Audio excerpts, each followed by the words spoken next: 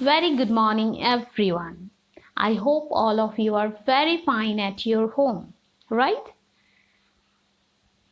Today's topic is Keeping Quiet. It is a poem and it has written by Pablo Neruda. Pablo Neruda is the pen name. Pablo Neruda was born in the year of 1904 and died in 1973. Pablo Neruda won the Nobel Prize for Literature in the year of 1971. In this poem, Neruda talks about the necessity of quiet introspection and creating a feeling of mutual understanding among human beings.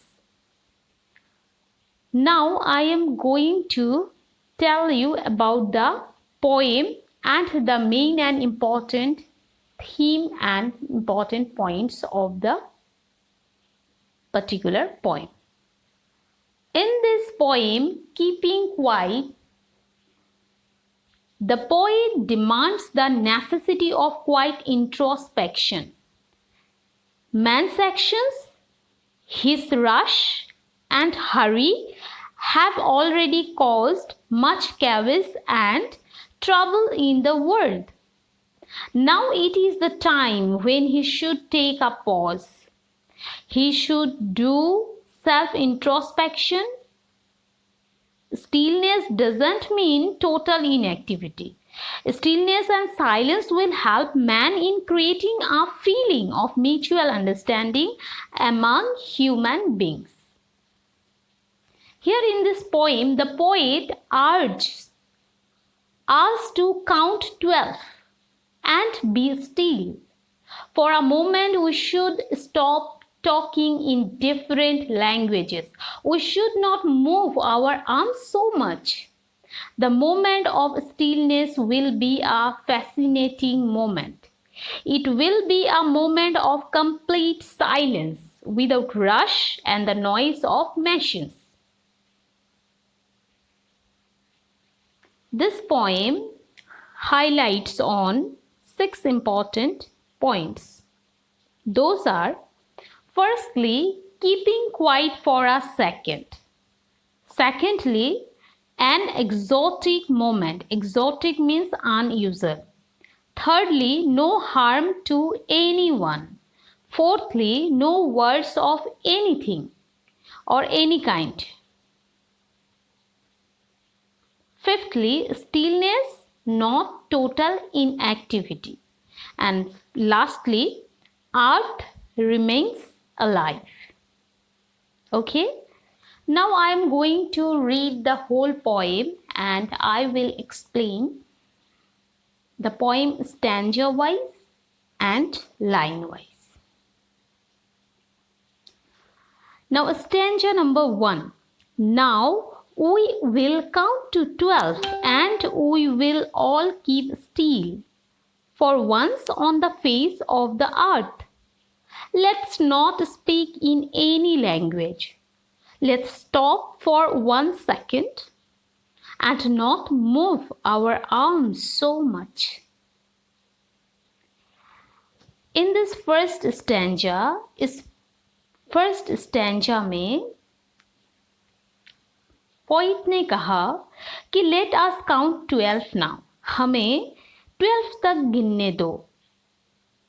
जब तक हम 12 गिनेंगे तब तक हम silent रहेंगे, still रहेंगे और motionless रहेंगे, ताकि फेस ऑफ द अर्थ पे, या फिर कह सकते हो कि ये जो सरफेस ऑफ दिस अर्थ है, अर्थ का जो सरफेस है, वहां पे क्या रहे, चारों ओर शांति रहे, शांत एनवायरनमेंट रहे, काल्मनेस रहे, क्वाइट रहे, मोशनलेस रहे चारों ओर. Let us stop for a second and don't move our arms so much. चलो हम कुछ पल के लिए चुप हो जाते हैं, कुछ सेकंड के लिए 1 second, let's stop for 1 second, 1 second के लिए हम चुप हो जाते हैं and not move our arms so much, that means हम इधर उधर नहीं जाएंगे, हिलेंगे नहीं, एक जगह पे स्टिल रहेंगे, मोशनलेस रहेंगे और हम शांत रहेंगे। तो पोइट ने स्टैंजा 1 में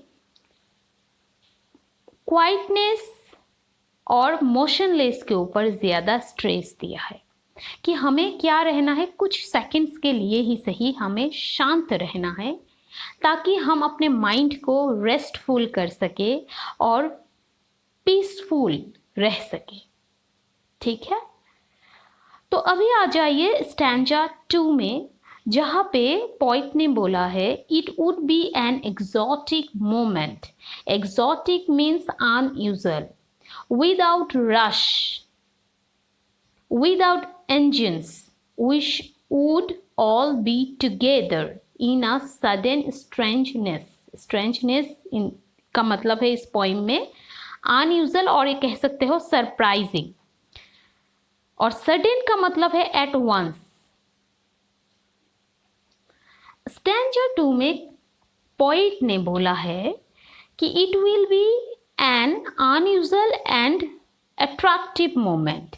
ये जो अगर हम 12 तक गिनने तक हम चुपचाप रहे, शांत रहे, अपने आप को क्वाइट रखे और मोशनलेस कर दे, तो क्या होगा, एक अजीब सा एक अट्रैक्टिव मोमेंट क्रिएट होगा जो क्वाइट सरप्राइजिंग भी होगा और जो अनयूजुअल होगा। There will be no hurry, there will be no sound of machines, और तब कुछ सेकंड तक क्या नहीं रहेगा, कोई साउंड नहीं रहेगा। इंजिन्स मतलब इंजिन्स के जरिए मशीन को सिग्निफाई किया कि मशीन का कोई आवाज़ नहीं होगा। ऐसे क्यों बोला कवि ने, क्योंकि यहाँ पे कवि ने इसीलिए साइलेंट और मोशनलेस और उसके साथ बोला नो साउंड ऑफ मशीन्स, इसीलिए बोला कि अगर हम और आप, हम सारे ह्यूमन बीइंग चुपचाप रहे कुछ 12 गिनने तक, कुछ सेकंड तक, या फिर 1 सेकंड के लिए हम चुप हो जाए, तो ह्यूमन बीइंग ही मशीन के काम करते हैं, मशीन को चलाते हैं। तो अगर ह्यूमन बीइंग चुप रह जाएंगे, शांत रहेंगे कुछ सेकंड के लिए, तो वो जो मोमेंट है, वो कुछ जो सेकंड्स है, उस सेकंड्स में क्या होगा, चारों ओर शांत सा एक इन्वायरमेंट हो जाएंगे। तो वो हमारे लिए अनयूजुअल रहेगा और अट्रैक्टिव भी बनेगा वो मोमेंट। मोमेंट का मतलब है a short period of time, कुछ क्षण। फिर कवि ने ये भी बोला it will be a sudden unfamiliar, last line में देखो, इन अ सडन स्ट्रेंजनेस। ये क्या होगा, सडन अनफैमिलियर और अनयूजुअल मोमेंट होगा जिसको हम एक साथ एकजुट होकर हम जिसे एंजॉय कर पाएंगे, एंजॉय कर सकेंगे। All right, now come to the stanza number 3। Stanza number 3 में पॉइंट ने फिशरमैन के बारे में बोला। फिशरमैन मतलब दोज हु कैच फिश, मछुआरे। यहाँ पे बोले हैं कि fisherman in the cold sea would not harm whales and the man gathering salt would look at his hurt hands.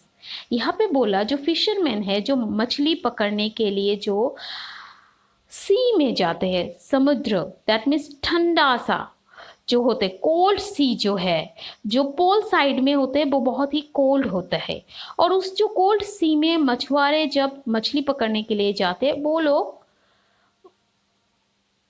उन लोगों को, वेल्स को हर्ट नहीं करना चाहिए, तकलीफ या हार्म नहीं पहुंचाना चाहिए। वेल्स का मतलब क्या है, the biggest of all fishes. And the man who is gathering salt will look at his hurt hands and will take care of them.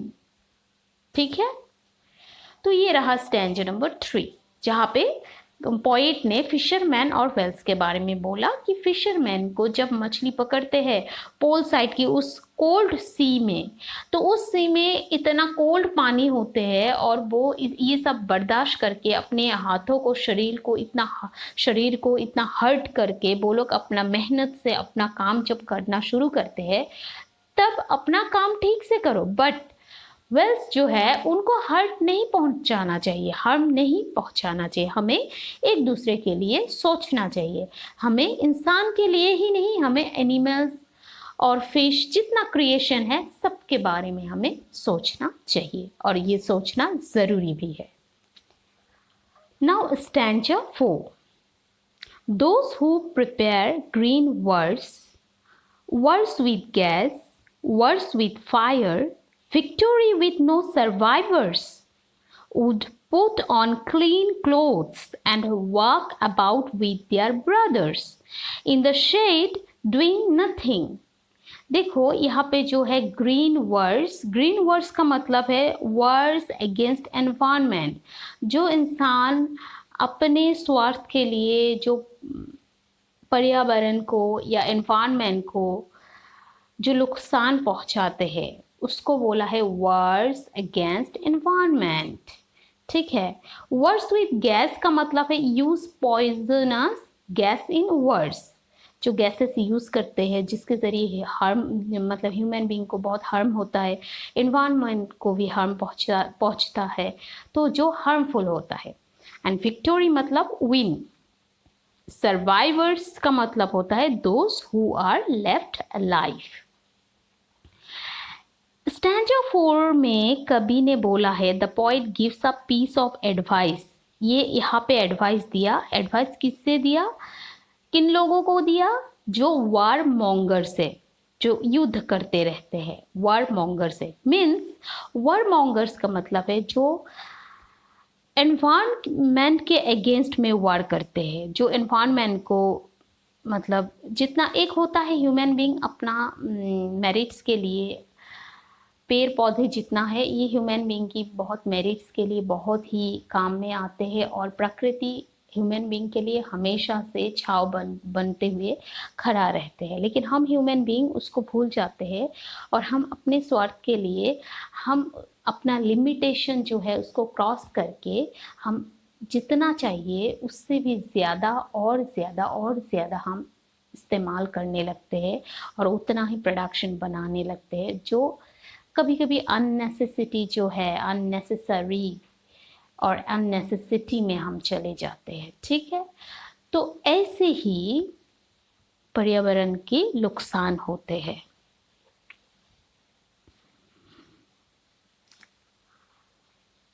और जब ह्यूमन बीइंग दूसरे ह्यूमन बीइंग के साथ जब युद्ध करते हैं, जो ह्यूमन बीइंग अपने इस अर्थ पे जब एक दूसरे के साथ युद्ध होता है, तब क्या होता है, बहुत पॉइजनस गैसेस यूज़ होता है।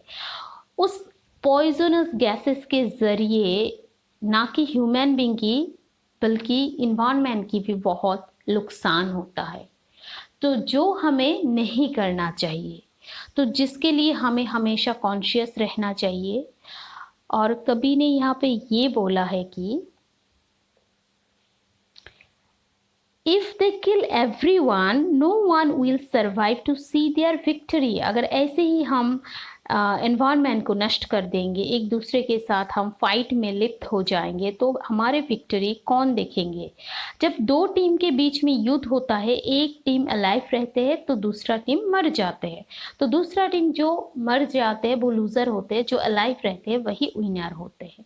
तो ये जो फाइटिंग है हमारे बीच एनवायरनमेंट के साथ या इंसानों के साथ, इस फाइटिंग के रिजल्ट एक ही है, इसमें पॉजिटिविटी बहुत कम है, नेगेटिविटी बहुत ज़्यादा है, तो इसमें नुकसान ज़्यादा होते हैं। तो इसीलिए पोएट ने बोला है कि हमें ये फाइटिंग वाला जो नेचर है, वार मॉन्गर्स वाला जो मोटिव है, उसको हमें भूलना चाहिए और हमें एक दूसरे के साथ टीम वर्क करना चाहिए और हमें गुड डीड्स करने में हमें फोकस देना चाहिए। इसीलिए कवि ने बोला human being must divert their mind को डाइवर्ट करना चाहिए अच्छे कर्म के साइड में, गुड डीड्स एंड पॉजिटिविटी के साइड में माइंड को डाइवर्ट करना चाहिए। And put on good and clean clothes, और clean and good clothes, that means need to put on good and clean clothes. They should cease का मतलब है end, cease all harmful actions, और सारे harmful action को बंद कर देना चाहिए। And they should go out for a work with their brothers, मतलब हम सबको एक साथ नेबरहुड के साथ सबके साथ मिलजुल कर रहना चाहिए, एक साथ एक दूसरे के साथ मिलजुल कर हमें आगे बढ़ना चाहिए, और हमें शेडी ट्री के नीचे जाकर हमें आराम करना चाहिए। इसका मतलब है हमें एक दूसरे के साथ एकजुट होकर काम करके आगे बढ़ना चाहिए, और इतना एक साथ गुड डीड्स करना चाहिए ताकि हमारे काम जो है हमें छाव दे, और हम अपने कर्म के छाव में हम सुकून से रह सके और मेंटल पीस और रेस्ट को हम ढूंढ सके। जबकि अब इस दुनिया में इंसान इतना रश हो गए हैं, that means there is a lot of rush in this world and people are very hurry. तो लोग बहुत व्यस्त है, बिजी है, बहुत ही एक दूसरे के साथ कंपटीशन में है। तो पॉइंट ने ये बोला है कि हम एक दूसरे को मदद करते हुए टीम वर्क के साथ भी हम अपने गोल को अचीव कर सकते हैं। हम अपने लिए और दूसरों के लिए हम एक साथ एकजुट होकर काम करके भी हम कुछ अच्छा और अच्छे से बेहतर भी हम कर सकते हैं।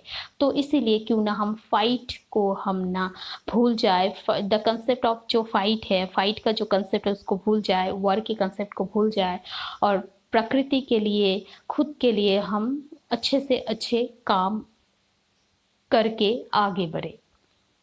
Stanza number 5. What I want should not be confused with total inactivity. Life is what it is about. I want no truck with death if we were not so single-minded about keeping our lives moving, and for once could do nothing. Perhaps a huge silence might interrupt this sadness of never understanding ourselves and of threatening ourselves with death. तो यहाँ पे कवि ने ये बात कहा कि confuse मत होना, यह मेरे बातों में कोई कंफ्यूज मत होना कि मैं जो शांत और कल्मनेस के बारे में बात कर रहा हूँ, वो मेंटल रेस्ट और पीस के बारे में बात कर रहा हूँ। वहाँ पे मैं इनएक्टिविटी, मतलब अगर हमारे मेंटल रेस्ट, मतलब मेंटली हम अगर साइलेंट रहे तो उसका मतलब इनएक्टिव नहीं है। हम उस साइलेंट मोमेंट में भी हम बहुत काम कर सकते हैं, क्योंकि हम अगर मेंटली बहुत पीसफुल रहे, साइलेंट रहे, काम रहे, तो हम कोई भी डिसीजन हम कम समय में सही डिसीजन ले सकते हैं और कम समय में अच्छा काम प्रोडक्ट कर सकते हैं, और अच्छा काम प्रोड्यूस कर सकते हैं। ठीक है, सो यहाँ पे कवि ने बोला है कि मेरे जो कहने का मतलब है, मैं डेथ के बारे में कुछ नहीं बोला यहाँ पे। सो कि डेथ के साथ ये कामनेस का कोई यहाँ पे कोई लिंक नहीं है, क्योंकि टोटल इनएक्टिविटी मतलब डेथ है। लेकिन उन्होंने ये भी बोला कि इंसान को डेथ को याद भी रखना चाहिए, याद भी करना चाहिए, ताकि जो डेथ वाला फीलिंग्स से इंसान बेसिकली डर जाते हैं, लेकिन उनको डरना नहीं चाहिए। वो डेथ का फीलिंग्स जब इंसान के माइंड में आते हैं, वो जैसे कि बहुत ही right way and right track में चलते हुए वो अपना काम करना शुरू करते हैं। And we should learn to give us rest, for once doing nothing can be good for us. When we are threatening ourselves with death, then a long silence can do us good. ठीक है, तो now stanza number 6. Last stanza में ये है कि perhaps the earth can teach us, as when everything seems dead and later proves to be alive. Now I will count up to 12 and you keep quiet and I will go. यहाँ पे point ने बोला Mankind can learn a lesson from the earth. इस पृथ्वी से Mankind बहुत कुछ सीख सकते हैं। लास्ट स्टैंजा में ये एक मोरल लेसन, वैल्यू एजुकेशन को पास किया है और रिफ्लेक्ट किया है कवि ने अपनी कविता के ज़रिए, जहाँ पे बोला LIFE, life and living never stops on this earth. इस दुनिया में अर्थ, लाइफ और लिविंग कभी बंद नहीं होते। अगर हम मर जाए, हमारे बाद भी लोग आते रहते हैं, ये दुनिया चलते रहते हैं, ये दुनिया अनस्टॉपेबल है। ये जब इस दुनिया में हम आप कोई नहीं रहेंगे, तब इस दुनिया में ये अर्थ रह जाते हैं और अर्थ का न्यू शुरुआत होते हैं, नए बिगिनिंग होते हैं और जो नया जो सृष्टि होते हैं वो और खूब होता है। इसके मतलब ये है कि जो रात के बाद दिन आते हैं उसके बारे में बोला है, जो नाइट के बाद डे आते हैं, कि अंधेरों के बाद ठीक उजाले आते हैं, तो डेथ के बाद नया एक सृष्टि आते हैं। So it is the earth itself. Now the poet will count up to 12 and all others will keep quiet during the period. Then he will go out from there. ये जो लास्ट दो stanza है इसके ज़रिए poet ने ये भी बोला है हमें क्या है, टोटल इनएक्टिविटी का मतलब डेथ है। और जहाँ पे कवि ने बोला है कि डेथ जो है फुल्ली साइलेंट, जो फुल्ली मोशनलेस वो मोमेंट होता है जहाँ से लोग वापस नहीं आते हैं। लेकिन लोग अगर उस मोमेंट के बारे में याद करें तो लोग बहुत सुधर जाते हैं, डर जाते हैं और बहुत एक साइलेंस और एक कंट्रोलिंग पावर इंसान के अंदर में आ जाते हैं। तो यहाँ पे लाइवलीहुड के बारे में बताया है, मेंटल पीस के बारे में बताया है, जिसके साथ हम जिंदगी को जी सकते हैं, जिसके साथ हम जिंदगी के नए नए शुरुआत कर सकते हैं। तो यहाँ पे कवि ने ये बोला है कि we should not focus on only one thing, एक चीज़ के ऊपर हमें फोकस नहीं करना है। मतलब इसके मतलब ये है कि कीपिंग आवर लाइफ मूविंग, कि हमें एक चीज़ में कांस्टेंट नहीं रहना है, कि हमारे लाइफ माइंड को फ्लेक्सिबल बनाना है। जो भी काम हम करना चाहते हैं उसके ऊपर बहुत ही डीप सोच करने के बाद रेस्टफुल एंड पीसफुल के साथ हमें बैठ के वो काम करना चाहिए। बट उसके साथ कवि ने और एक बात कहा है कि हमारे लाइफ में और माइंड में ये फीलिंग्स कभी नहीं होना चाहिए कि हमें सिर्फ यही चाहिए। अगर ये हमारे लाइफ, अगर suppose as for example you want to become a topper, आपको टॉपर ही बनना है, बाई चांस अगर आप टॉपर नहीं बन गए तो आप फ्रस्ट्रेट हो जाओगे। तो ऐसा फीलिंग्स भी नहीं रखना चाहिए। कवि ने बोला है हमारे माइंड को फ्लेक्सिबल रखना चाहिए और हमें हर एक सिचुएशन के लिए खुद को तैयार रखना चाहिए। तो हर एक मोमेंट के लिए, हर एक ऑब्स्टिकल के लिए खुद को तैयार और मजबूत रखना चाहिए। तो in this way the poet is saying this things. And then कवि ने ये भी बोला है we should learn to give us rest, rest की बहुत ज़रूरत है, पीस की बहुत ज़रूरत है।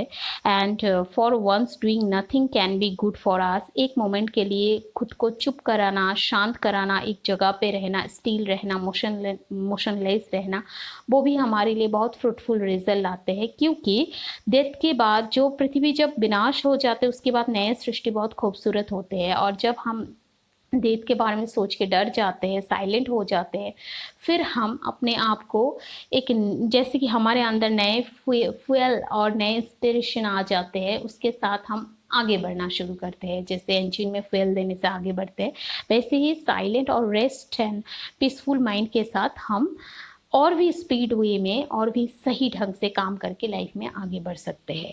और लास्ट स्टैंजा में कवि ने लाइफ और लिविंग के बारे में बोला कि life and living never stops on earth, पृथ्वी में कभी नहीं रुकते हैं, ये चलता रहते हैं। क्योंकि एक अगर हम आप कोई ना रहे उसके बाद ये पृथ्वी रह जाते हैं, फिर एक नया शुरुआत रहते हैं। तो इसीलिए it is the earth it self in this earth जो है अकेले रहते हैं और एक नया शुरुआत करते हैं। तो इसीलिए हमें कुछ पल के लिए शांत भी रहना है और उसके साथ हम अपने माइंड को कंट्रोल करते हुए मजबूत होकर, अटूट होकर, फिर हम एकजुट होकर एक कुछ अच्छा काम करना चाहिए इस दुनिया के लिए, समाज के लिए, सबके लिए, ताकि इस दुनिया को हमारे ज़रिए छाँव मिले। जैसे एक बड़ा ट्री एक साथ 10, 15, 20 लोगों को इकट्ठा छाँव देते हैं, तो वैसे ही ह्यूमन बीइंग को बनना चाहिए। तो एट द एंड कवि ने कहा है let's count, now I will count up to 12, अभी मैं 12 तक गिनूंगा, उसके बाद मैं खुद को कल्म और क्वाइट करूंगा, फिर मैं I will go for my next term और नेक्स्ट टर्न, तो मैं अपना नेक्स्ट टर्न के लिए चला जाऊंगा जहाँ पे मैं फिर से अपना ये नॉलेज को एक्सप्लेन और इलाबरेट कर सकूँ। तो इस पोइम के ज़रिए हमें इतना बताया और this is all about the poem, यही है पोइम का जिस्ट, पोइम का summary and stanza wise summary. I hope you understand. Thank you.